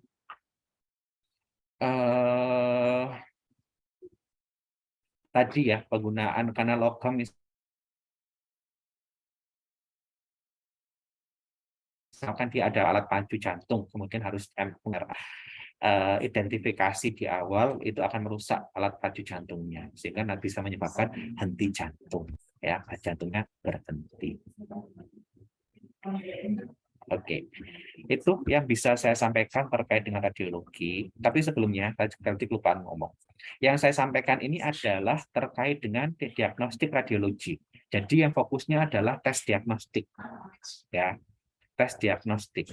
Nanti ada radiologi untuk intervensi, ya, yang contohnya adalah radioterapi.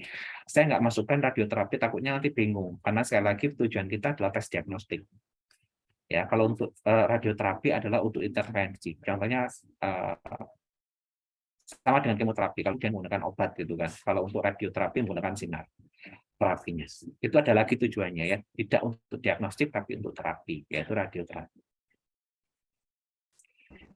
Oke, sudah. Mungkin ada yang perlu diklarifikasi atau didiskusikan, silakan. Jika ada.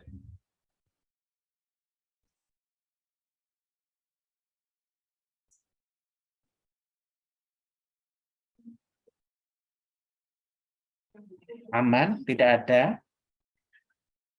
Gampang ya untuk yang diagnostik ini. Kalau terkait dengan macam-macamnya gampang, cuma terkait dengan pembacaannya itu yang mungkin mikir.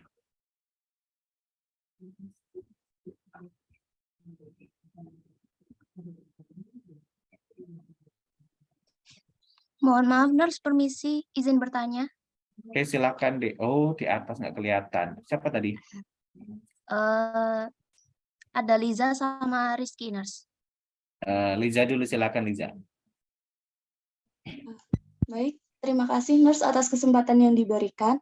Saya izin bertanya. Waktu itu saya pernah melihat pemateri itu menjelaskan tentang AED, namun tadi belum ada di materi ya Nurse. Nah, AED itu fungsinya juga sama dengan EKG, bisa untuk merekam jantung. Nah, yang ingin saya tanyakan, apakah AED itu juga termasuk pemeriksaan radiologi atau yang Nurse Aki sampaikan di akhir tadi, radiologi terapi atau diagnostik? Itu di ambulan pada saat pertolongan pertama dan butuh namanya CPR. Hmm. Fungsinya itu sama seperti EKG, yaitu bisa melihat irama jantung. Terima Oke. kasih. Oke, terima kasih Liza. Oke, bagus pertanyaannya Liza. Kalau kita ngomong terkait dengan AED ya, kalau dikatakan sebagai fungsi utamanya merekam jantung, bukan. Ya, bukan untuk merekam jantung. AED kalau kita ngomong sebagai automatic external defibrillator. Jadi kita memberikan suatu tambahan dari luar agar jantung itu dia bekerja kembali, ya terpacu kembali, defibrillator dari luar. Jadi kalau kita ngomong AED itu tujuan utamanya bukan perekaman jantung, ya, tapi pemberian tenaga dari luar, ya, energi dari luar, defib dari luar, agar jantung itu dia bekerja kembali. Atau kita sebut sebagai alat pacu jantung. Ya, AED adalah alat pacu jantung. Contohnya yang sini, ini maksudnya kalau teman-teman yang mungkin masih apa sih AED? Contohnya kalau di sinetron ya, pasiennya dia jantungnya berhenti, kemudian apa namanya, ada dokternya datang gitu kan, atau siapa yang datang, dadanya dibuka, kemudian dijeduk gitu kan, jeduk. Nah, itu adalah AED. Ya, itu adalah alat pacu jantung. Yang terkait dengan perekamannya seperti apa? Untuk AED saat ini, ya AED saat ini bisa dilengkapi terkait dengan perekamannya. Tapi sejauh ini saya belum. Perekamannya dilihatnya di monitor sebenarnya. Ya, monitor, bedside monitor yang ada di samping pasiennya. Jadi ketika kita alat pacu jantungnya ada jedak gitu kan, akan dilihat di monitornya terkait dengan irama jantungnya seperti apa. Gitu. Kalau misalkan terkait dengan monitor itu iya, bisa kita samakan seperti EKG. Tapi kalau untuk AED-nya fokusnya adalah hanya untuk stimulasi jantung untuk dia bekerja kembali atau alat pacu jantung. Ya, jadi tidak termasuk klasifikasi terkait dengan diagnostik radiologi.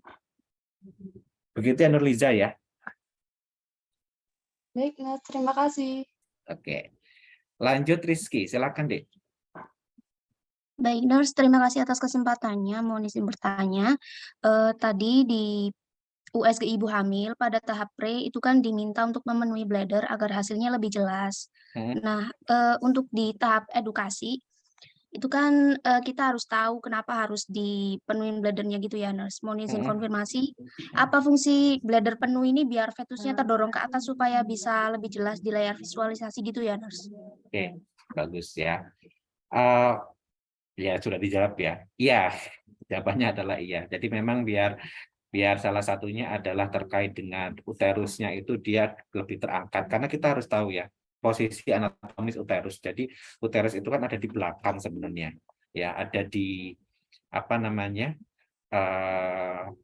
Dia tertutup dengan adanya lambung, kemudian dengan bladder gitu kan, dan dia akan nyempit gitu, sehingga dengan adanya pengisian bladdernya ini dia akan lebih terdorong untuk bisa terlihat lebih superficial, ya lebih superficial, sehingga nanti terkait dengan visualisasi ini akan lebih jelas. Yang pertama mungkin itu. Kemudian yang kedua tadi terkait dengan cairan sendiri, ya.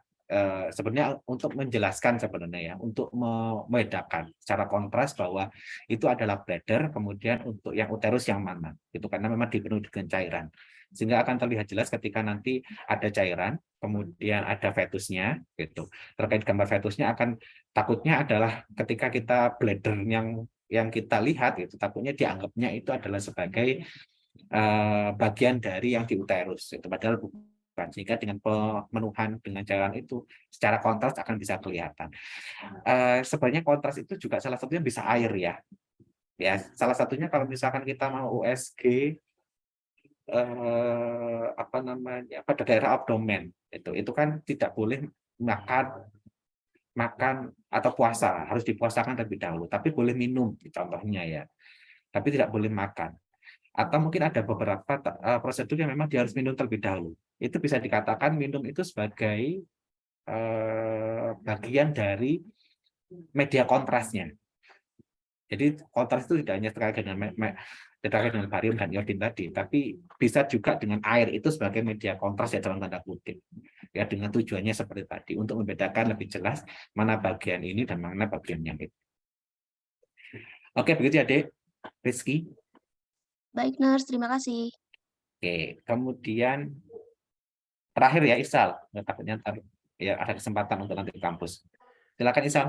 Iya, Nurse, izin bertanya, kan di masyarakat kita kan mengenal namanya susuk kan, Nurse. Jadi adakah kemungkinan lebih tinggi mengalami kesulitan pada prosedur diagnostik radiologi daripada pasien tanpa susuk, Nurse? Kan pastinya dari radiolog kan mempertimbangkan teknik dan parameter imaging-nya seperti itu, Nurse.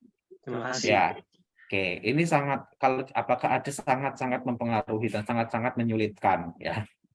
Ini contohnya yang simpel saja adalah saat kita rekam jantung. Ya, rekam jantung ataupun ini ada beberapa implan ya, implan KB misalnya, atau mungkin implan yang tidak apa namanya IUD misal, ataupun yang lainnya yang ditanam logam itu apakah mempengaruhi? Iya ya. Kalau yang kita di lapangan paling sering mempengaruhinya adalah terkait dengan perekaman listrik jantung tadi, sehingga nanti ketika kita ya memang ketika ada alat bantu medis yang ditanam tadi ya, contohnya implan lah, anggaplah paling gampang, itu pasti akan mempengaruhi itu. Sehingga kalau misalkan seperti itu gimana? Dalam arti mungkin kita tidak bisa secara merta langsung diambil gitu ya. Alat bantu jantung pun juga nggak akan bisa diambil juga kan, nggak mungkin diambil. Tapi ini menjadi satu pertimbangan ketika kita akan merasionalisasi hasil. Gitu. Ya, akan menjadi pertimbangan. Misalkan kok hasilnya seperti ini ya, kita tahu bahwa pasien ada pemasangan ABC yang tidak bisa kita hindari untuk itu, sehingga memang ada kesalahan. Jadi ada kemungkinan kesalahan karena kondisi yang seharusnya memang kondisinya seperti itu, atau tadi ada pemasangan yang memang tidak bisa kita hilangkan gitu, contohnya adalah susuk dan sebagainya.